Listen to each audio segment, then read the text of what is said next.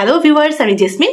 এই মুহূর্তে আপনারা সবাই কানেক্টেড আছেন জেসমিনস বেবি কেয়ার টক ইউটিউব চ্যানেলটির সাথে। চলুন আজকের গুরুত্বপূর্ণ ভিডিওটি শুরু করা যাক। আপনার বাচ্চা কি বারবার একই ভুল করে, কথা শুনেও মনে রাখতে পারে না, এমনটা কি হয়? তাহলে আমি বলবো ভিডিওটি শেষ পর্যন্ত দেখুন, কারণ আজকের ভিডিওটিতে আপনারা জানবেন এমন 5টি লক্ষণ যা অনেক অভিভাবক বুঝতেই পারেন না।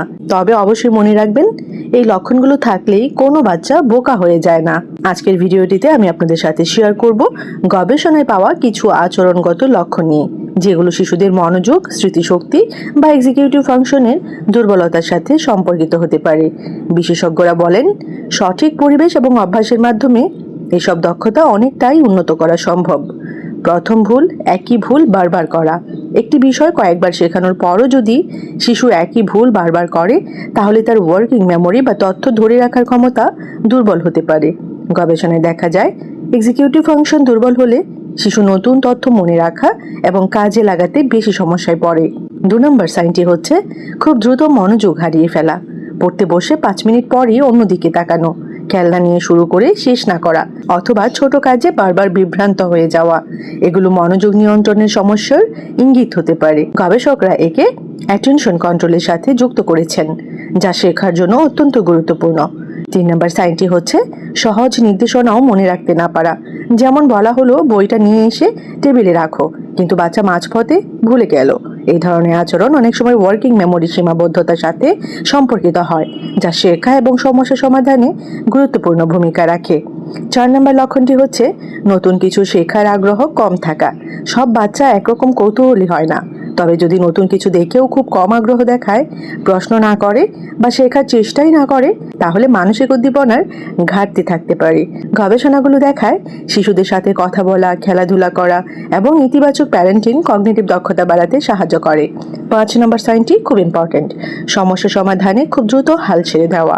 পাজল, ব্লক বা সহজ চ্যালেঞ্জিং কাজ করতে গিয়ে যদি শিশু দ্রুত বলে আমি পারবো না, তাহলে তার আত্মনিয়ন্ত্রণ এবং এক্সিকিউটিভ ফাংশনের দক্ষতা আরও চর্চার প্রয়োজন হতে পারে। বিশেষজ্ঞদের মতে উৎসাহমূলক প্যারেন্টিং এবং নিয়মিত মানসিক অনুশীলন শিশুদের আত্মবিশ্বাস এবং চিন্তা শক্তি উন্নত করতে সাহায্য করে। এই 5টি লক্ষণের এক বা একাধিক থাকলেই কোনো শিশুকে বোকা বলা যাবে না। অনেক সময় ঘুমের অভাব, অতিরিক্ত স্ক্রিন টাইম, অনিয়মিত রুটিন বা মানসিক চাপও মনোযোগ এবং শেখার ক্ষমতাকে প্রভাবিত করতে পারে। মনে রাখবেন, প্রতিটি বাচ্চার শেখার গতি আলাদা, লেভেল নয়। দরকার সঠিক গাইডলাইন এবং ধৈর্য। ভিডিওটি ভালো লাগলে অবশ্যই কিন্তু আপনি শেয়ার করুন অন্য গাইডিয়ানদের সাথে, আর অবশ্যই আমাকে কমেন্টে লিখুন আপনার বাচ্চার মধ্যে কোন লক্ষণটি সবচেয়ে বেশি দেখেন। এই সেগমেন্টে আরও একটি গুরুত্বপূর্ণ টপিক আপনাদের সাথে শেয়ার করব। আপনার বাচ্চা কি অদ্ভুত ধরনের প্রশ্ন করে, বয়সের তুলনায় বেশি কৌতূহলী? তাহলে ভিডিওটি আমি বলবো একদম শেষ পর্যন্ত দেখবেন, কারণ এখন আপনারা জানবেন 5টি লক্ষণ যা অনেক সময় উচ্চ বুদ্ধিমত্তার ইঙ্গিত হতে পারে।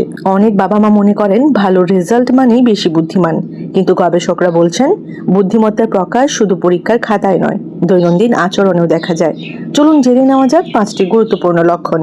প্রথম লক্ষণ, সারাক্ষণ প্রশ্ন করে। আকাশ নীল কেন, পাখি ওড়ে কিভাবে? যেসব শিশু বেশি প্রশ্ন করে তাদের কৌতূহল এবং শেখার আগ্রহ সাধারণত বেশি থাকে। 2 নম্বর সাইন, খুব ভালো পর্যবেক্ষণ করে। ছোট ছোট বিষয়ও দ্রুত খেয়াল করে ফেলে, অন্যরা যা দেখে না সে সেটাও লক্ষ্য করতে পারে। 3 নম্বর সাইন, নতুন বিষয় দ্রুত শিখে ফেলে। একবার দেখিয়ে দিলে বা বুঝিয়ে দিলে দ্রুত ধারণা নিতে পারে এবং পরে সেটি কাজে লাগাতে পারে। ইন্টারেস্টিং না? 4 নম্বর সাইন, একা একা সৃজনশীল খেলায় মেতে থাকে। গল্প বানানো, নতুন নিয়ম তৈরি করা, ব্লগ দিয়ে ভিন্ন কিছু বানানো, এসব সৃজনশীল চিন্তার লক্ষণ হতে পারে। 5 নম্বর সাইন, বড়দের সাথে আলোচনা করতে পছন্দ করে। শুধু খেলাধুলা নয়, অনেক সময় বড়দের কথোপকথনও আগ্রহ নিয়ে শোনে এবং নিজের মতামত দিতে চায়। গবেষণায় দেখা গেছে কৌতূহল, আত্মনিয়ন্ত্রণ এবং শেখার আগ্রহ ভবিষ্যতের একাডেমিক সাফল্যের সাথে ঘনিষ্ঠভাবে সম্পর্কিত। তবে মনে রাখবেন, এই লক্ষণগুলো থাকলেই কোনো শিশুকে জিনিয়াস বলা যায় না। প্রতিটি শিশুর শক্তি আলাদা। সঠিক পরিবেশ, ভালোবাসা এবং নিয়মিত মানসিক উদ্দীপনাই শিশুর প্রকৃত সম্ভাবনা বিকাশে সাহায্য করে। খুবই গুরুত্বপূর্ণ একটি বিষয় এখন আমি আপনাদের সাথে শেয়ার করব। আপনি কি রাগের মাথায় বাচ্চাকে বলেন তুই কিছুই পারিস না, তোর মাথায় কিছুই নেই, তোর মাথায় কিচ্ছু নেই? এরকম কথাগুলো বা এই কথাগুলো কি আপনি রাগের মাথায় বাচ্চাকে বলেন? মনোবিজ্ঞানীরা বলছেন বাবা মায়ের কিছু কথা শিশুর আত্মবিশ্বাস, শেখার আগ্রহ এবং মানসিক বিকাশে নেতিবাচক প্রভাব ফেলতে পারে। এখন আপনারা জানবেন এমনই 10টি কথা যা যতটা সম্ভব এড়িয়ে চলা ভালো।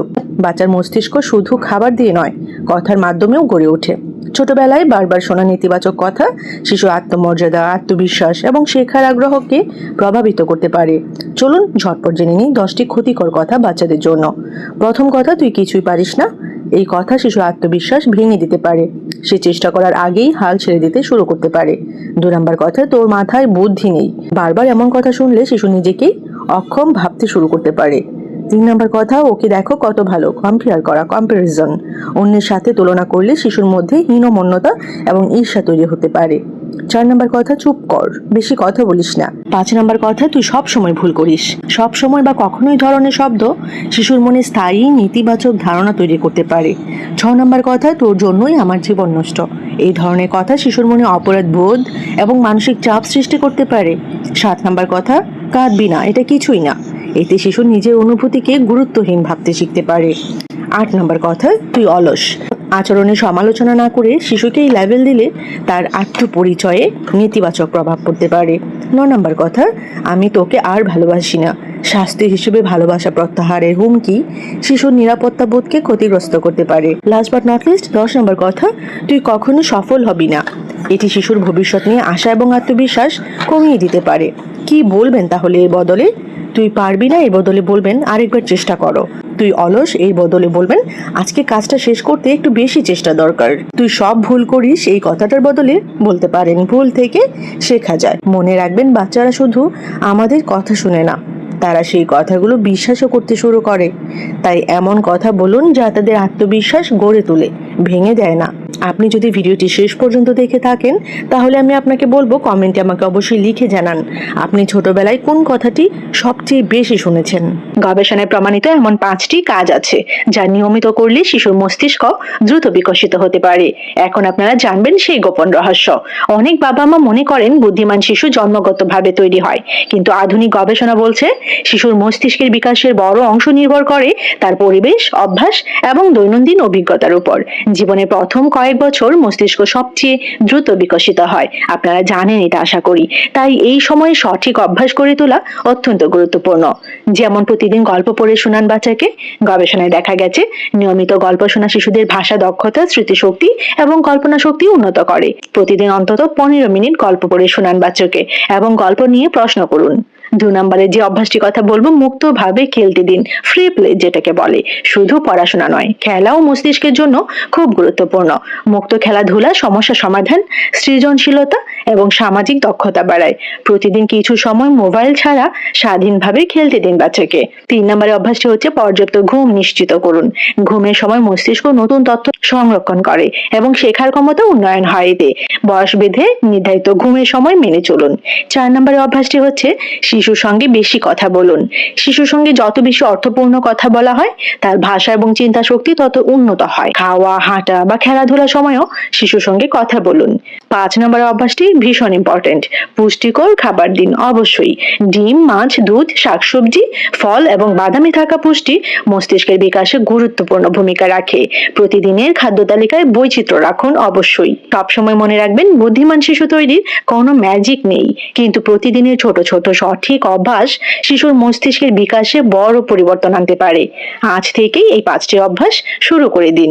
এই যে 5টি অভ্যাসের কথা বললাম, এই 5টির মধ্যে কোন অভ্যাসটি আপনি নিয়মিত করেন আমাকে অবশ্যই কমেন্টে জানান। এই ভিডিওটি যারা প্রথমবার দেখছেন, প্রথমবার যারা আমার চ্যানেলটি ভিজিট করেছেন, অবশ্যই আমি বলবো এরকম ছোট বড় আরো অনেক ইনফরমেটিভ ভিডিওস পেতে চ্যানেলটির সাথে কানেক্টেড থাকুন। চ্যানেলটি সাবস্ক্রাইব করে রাখুন।